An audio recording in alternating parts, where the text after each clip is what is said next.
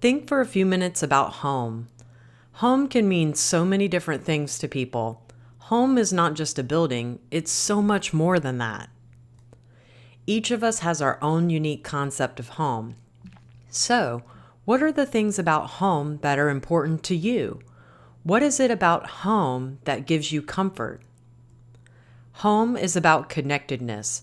This includes being connected with the people and with the place, with the past and with the future. Our home is part of our identity. It's the bonding of a person and a place, where we are rooted and where we feel we belong. When we no longer have our home and we lose all of our possessions that hold so much meaning and carry so many memories, we feel totally uprooted, like our roots have been severed. In your home, you can have privacy. This was a significant theme, being in contact and being out of contact with others. In your home, you have power and autonomy to make your own decisions, your personal freedom to make your own choices about your life. Your home is safe and predictable to you, but safety is more than just feeling safe, which of course is so important. It is having a sense of security and certainty, a sense of familiarity with the people and the place, being able to predict and know what is going to happen next. Home is about the lived space, the totally meaningful experience of the space itself, the enjoyment of being in the environment. When you're talking about home, journeying is when you know that you have a place to leave from and a place to go home to. When you go on a trip, what do you say when you return? Oh, it's so good to be home. Or as Dorothy said in The Wizard of Oz, there is no place like home. Being home is where we can experience the pleasures of daily life according to our own timetable. We can have our simple pleasures according to our own unique and personal daily routine. All of these different elements contribute to our sense of well-being. As we can see, home is not any one thing, it's a combination of many things. In her research, Judith Carboni defined home as the experience of a fluid and dynamic intimate relationship between an individual and the environment. The environment is the physical, social, and psychological spaces around the individual.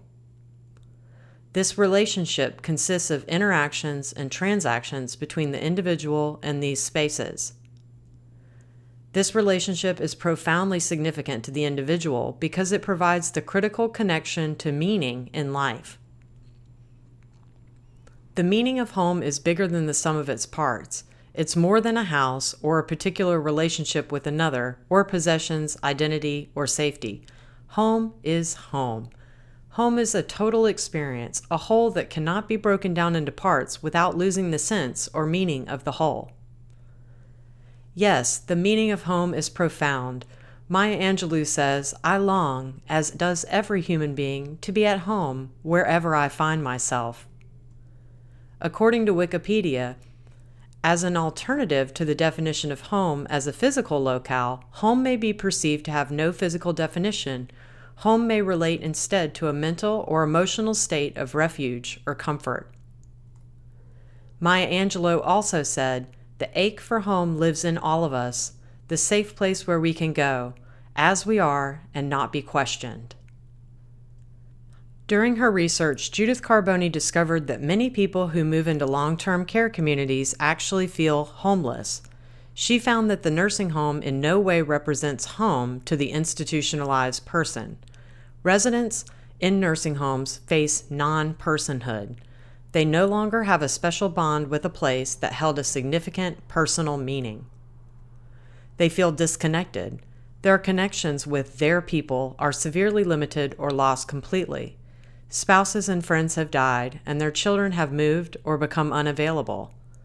Their connections to their past places and memories are lost.